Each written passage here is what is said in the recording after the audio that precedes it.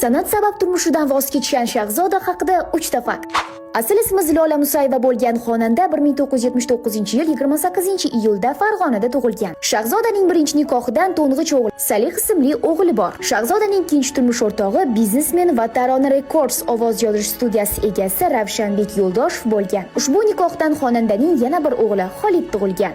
Shahzoda o'zini kino va seriallarda ham sinab ko'rgan. U Fotima va Zuhra, Sevinch, Zumrad va Qimmat, Majruh kabi o'zbek loyihalarida suratga tushgan. Bundan tashqari Shahzodaning deyarli har bir qo'shig'i chiqqan zahoti xitga aylangan. Chikko, Yurak, Keragimsan, Sevaman kabi qo'shiqlar yillar o'tsa ham hali hamon eskirmayapti.